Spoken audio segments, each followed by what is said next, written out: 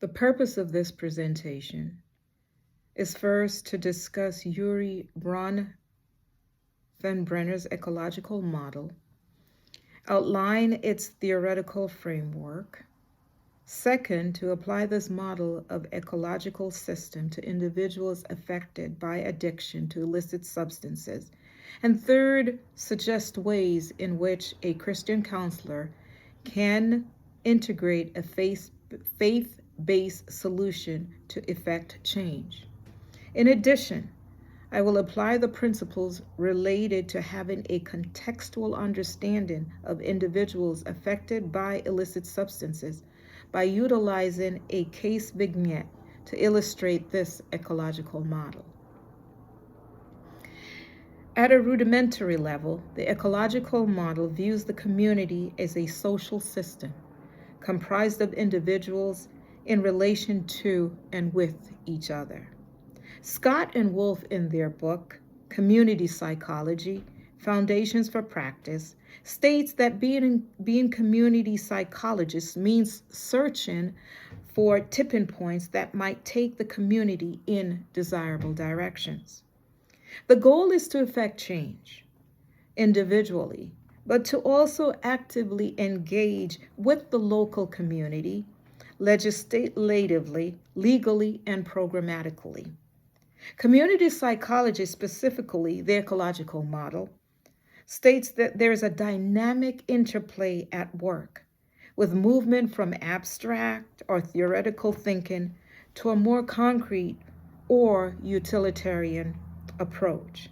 It's adaptive in its approach as well, with problem-solving interventions, when identified, that incorporates a plan, act, study, do model to empower individuals and communities. As stated by Scott and Wolf, community psychologists are trained to think in ecological terms, to help people to identify problems and develop solutions that benefit their communities as a whole. People in society and communities are not inert beings with static lives. Rather, there is a dynamic interplay at work with causative factors impacting their behavioral responses, whether negatively or positively. When these causative factors are met with maladaptive responses, low resiliences, poor coping skills, illiteracy, poverty, broken family systems, society breaks down and communities suffer. With that in mind, it is evident then that Bronfenbrenner suggests a contextual approach is needed to understand individuals in societies and communities. Within the field of community psychology, there are researchers, evaluators, policymakers, policy implementers, community leaders, advocates, educators, and service providers. It is to the work of service providers that I will now turn to illustrate the principles of ecology as a model to provide service and support to individuals in communities, especially for those affected by substance abuse addiction. For many, addiction is personal and real because often we know of or heard of someone who has been affected by this disease. Having worked in outpatient settings with patients and even counselors who were in recovery, I have been able to witness firsthand the ecological model at work. For example, there were many counselors who were prior clients in this program. They were often mandated to treatment after serving time, but who completed treatment on state-mandated programs that included access to training. Many of these individuals attended programs that were put in place by advocacy groups, State Office of Mental Health, and Substance Abuse in coordination with the judicial system based on a preventative model. The goal of many of these programs were multifaceted in order to prevent recidivism. So not only were individual placed in recovery, they were also trained and then were able to obtain employment in many of the places where they themselves were clients. As a program director in one such program, I have interviewed and employed many of these graduates who, when released from jail, were placed in supportive housing, trained, and were able to work. This is the ecological model at work, in that problems affecting people groups in society were identified, such as drug addiction. Systems were put in place with long-term solutions to medicate the drug epidemic fallout. As part of the preventative model, community education and public awareness programs with billboards in communities, such as those that tell you to say no to crack, populated poor neighborhoods, many in the urban areas. Pharmacological programs were put in place as well, with methadone and Suboxone clinics in hospitals and community day programs with doctors and nurses to dispense. Day treatment programs focused on education about drugs, its effects on the brain, and that is using the scientific understanding as well. Social support groups were put in place, mental health groups, parenting groups for those whose children were in foster care and were looking to be reunited, were all systematically put in place to rehabilitate and to reintegrate individuals back into society safely and successfully. And while many of these programs were not faith-based, many of the recovery principles are founded on surrendering to a higher power, who many choose to name as God. This can be seen in the 12 steps of both AA and NA groups. It is evident that diversity, then, and not homogeneity, benefits the adaptive capacities, again, the adaptive capacities of communities to thrive, as this ecological model is examined from this perspective.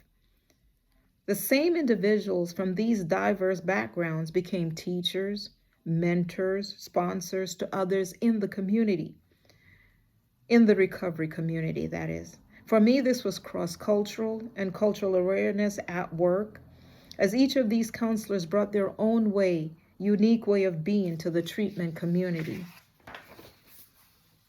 Many came from Hispanic backgrounds, African American backgrounds, Afro-Caribbean backgrounds, but all coming together to form a sustained program via mentoring and modeling. Drawing on the AA and NA model, spirituality often played a major role in the treatment programs put in place to rehabilitate these individuals, as mentioned before. For those who lived in inpatient setting and needed escorts on the weekend, many went to church to reconnect with their roots and with their families. As a Christian counselor, I would work to encourage those who choose this path to recovery by teaching the essential truths of the Bible. I often use the famous poem, Footprints in the Sand, to illustrate the recovery journey as not just a singular walk isolated from community, but to point out that there are times when Jesus is carrying you through the rough and difficult places. In short, you are not alone.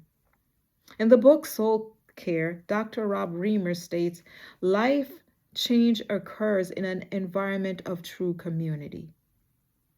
End quote. In true community, people live open, honest life and confessional lives in a culture of grace. It is then this grace that allows Christ's power to live in us, as stated in 2 Corinthians 12:9. Throughout the process of reading chapters 2 and 3 of Scott and Wolf's book, a powerful theme emerged that reminded me of concentric circles with individuals in recovery from addiction at the center, and the circles of various community programs, individuals, mentors, friends, families, church groups, all in place to sustain that individual in the recovery journey. A very real life example happened this past Monday when I received a call from a colleague who shared that one such coworker who was formerly addicted but followed a program route and had in fact renewed her commitment to the Lord, had died. However, this colleague did not remain in the circle or continue to utilize the support put in place to sustain her recovery. Again, community, positive network, AA, NA programs, spiritual support groups, as identified by the individual as part of the recovery plan, and accountability to a sponsor are all essential components. I received the call on Monday saying that she overdosed and could not be revived by paramedics as she was allergic to Narcan.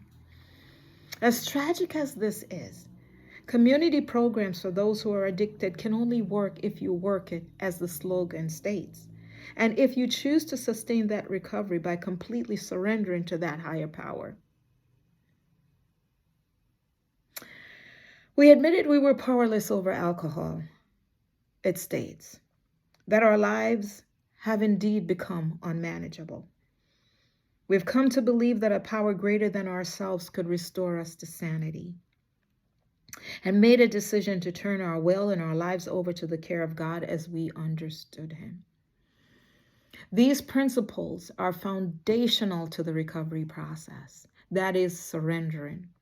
And again, the ecological model embraces that theme of having a concentric circle, being surrounded, being held, being supported by a community that's made up of experts within the field, and having that cultural awareness, cultural humility, cultural sensitivity, putting aside racism, our own biases, helps to reintegrate others safely to